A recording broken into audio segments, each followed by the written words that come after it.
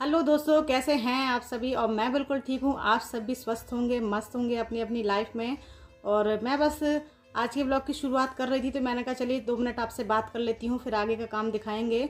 और आज मैं देखिए कुछ बनाने जा रही हूँ और आप सबको दिखाती हूँ कि मैं क्या बनाने जा रही हूँ। और आज है मेरा फास्ट, और मेरा भी फास्ट है, मम्मी का भी फास्ट है। तो आज हम सब पूजा करेंगे। आज है संतान सप्तमी का व्रत, तो उसकी हम पूजा करेंगे।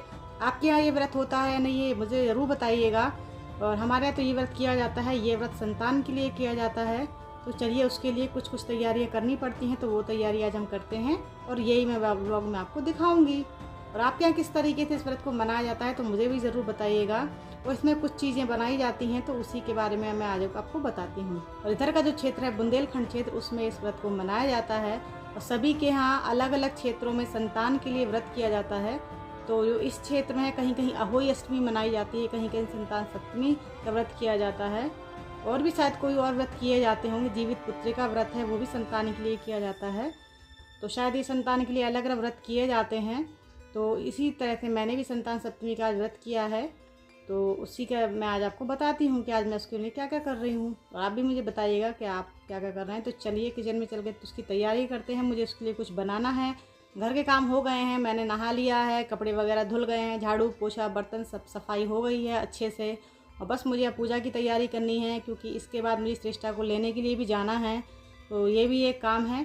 तो मैं सोच रही हूँ कि जल्दी से पूजा कर लूँ, उसके बाद श्रेष्ठा को ले जाने का टाइम हो जाएगा। थोड़ा कुछ बनाने में भी टाइम लग जाता है, घर में कुछ पूजा होती है तो उसकी तैयारियाँ करनी पड़ती हैं। तो इसीलिए चलिए फिर मिलकर करते हैं हम सब तैयारियाँ। और आप भी मेरे साथ तैयारियों में शामिल होइए। तो लीजिए मैं आ गई हूँ किचन में, और चलिए फिर किचन में कुछ मिलकर बनाते हैं।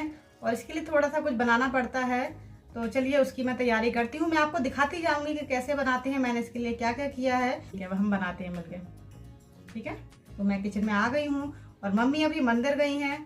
और मम्मी मंदिर से आ जाएंगी, जब तक मैं तैयारी कर लूँगी। कुछ तैयारी मम्मी भी साथ में करवाती रहती हैं, हेल्प मम्मी पूरी पूरी करवाती हैं मेरे साथ में।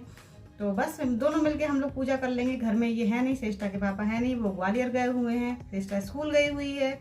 और मैं सुबह श्रेष्ठा को छोड़ के आई थी। पहले बच्चों का काम हो जाता है, सुबह उसको उठाया, उसको तैयार किया, उसके लिए नाश्ता बनाया, उसको स्कूल छोड़ के आई। उसके बाद फिर मैंने घर का काम किया। उसके बाद मैं किचन में आ गई हूँ, तो मैंने कहा चलिए अब नहा धो के फटाफट काम कर लेते हैं, पूजा का काम कर लेते हैं। क्योंकि अगर श्रेष्ठा के पापा घर में होते हैं तो मुझे उसको लाने की टेंशन नहीं होती है, फिर मैं आराम से और पूजा कर लेती हूँ।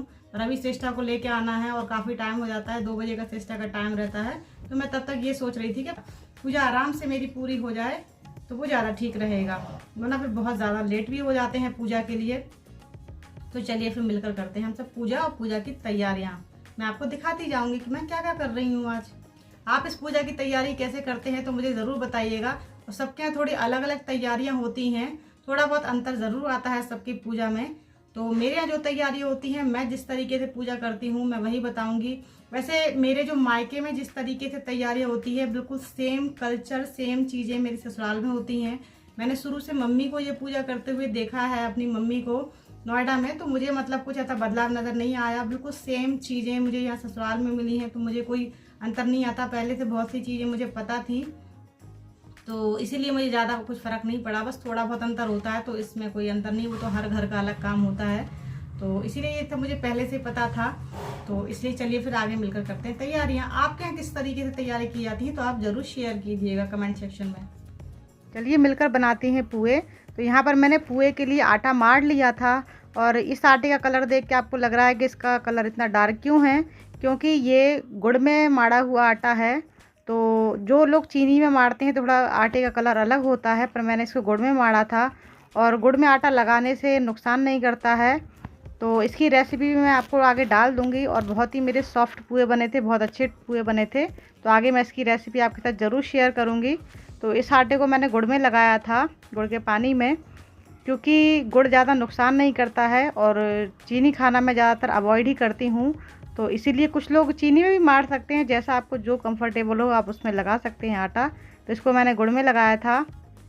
और नहाने के बाद सबसे पहले मैंने आटा ही लगा लिया था, और उसके बाद फिर मैंने और काम किए, क्योंकि थोड़ी देर आटे को लगाने के बाद रेस्ट करना होता है।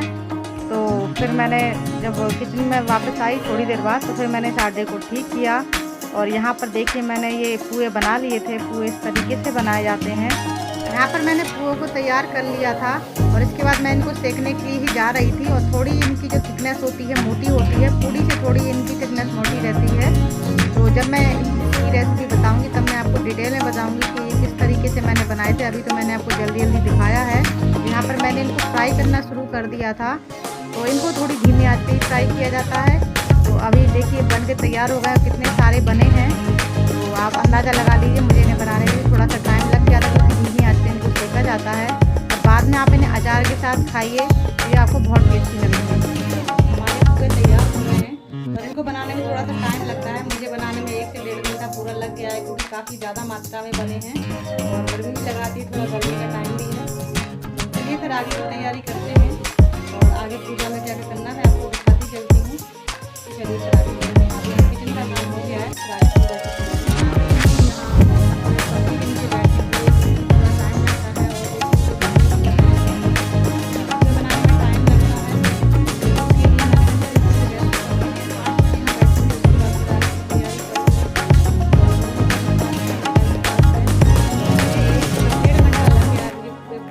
क्योंकि इसमें ये होता है कि 7 पुए जो होते हैं वो आपको दान करने होते हैं, आप किसी को भी दे सकते हैं। और 7 पुए आपको स्वयं ग्रहण करने होते हैं।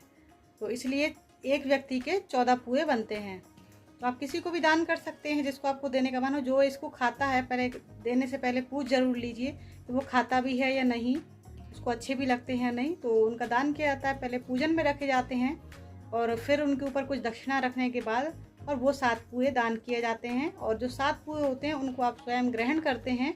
तो इसी तरीके से बनाए जाते हैं। एक व्यक्ति के 14 पुए होते हैं। 14 पुए मैंने खुद के लिए बनाए हैं और 14 पुए बनाए हैं मम्मी के लिए।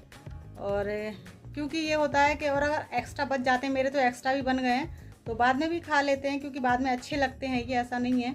तो पर आज के लिए है वो 14 पुए काउंटिंग में रहते हैं, तो उसी बनाए जाते हैं एक व्यक्ति के 14 पुए। तो चलिए फिर आगे आपसे मिलते हैं। यहाँ पर मैंने पूजा की तैयारी कर ली थी और साथ में मम्मी भी तैयारी करवा रही थी। और इसमें भी सप्तऋषि बनाए जाते हैं। और देखिए यहाँ पर व्रत कथा रखी है और सप्तऋषि के साथ मैंने कथा में भी इसका वर्णन आता है कि इसमें शंकर पार्वती जी की भी पूजा की जाती है।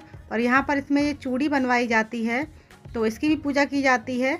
और बाद में इस चूड़ी को पहना भी जाता है और साथ में एक कलावे में 7 गांठें लगाई जाती हैं, उसको भी बांधा जाता है। और यहाँ पर देखिए हमारे पुए रखे हुए थे, तो मैं और मम्मी पूजा करते जा रहे थे और ये वाली पूजा मम्मी साथ में करती हैं। यहाँ पर मैं और मम्मी मिलकर कर रहे थे आरती और इसके बाद हमने थोड़ा सा हवन भी किया और फिर कथा का श्रवण किया।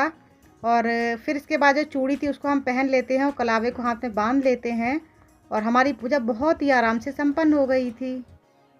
दोस्तों मैंने पूजा कर ली है, मेरी पूजा हो चुकी है। अब श्रेष्ठा को लेने के लिए मैं जा रही हूँ। श्रेष्ठा के स्कूल का टाइम हो गया है, तो चलिए फिर मैं श्रेष्ठा को लेने के लिए जाती हूँ।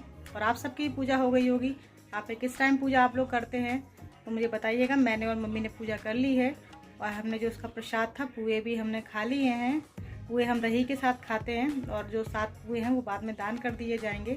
मम्मी शाम के टाइम मंदिर जाएंगी तो वहाँ दे देंगे। तो चलिए फिर बाद में मिलते हैं।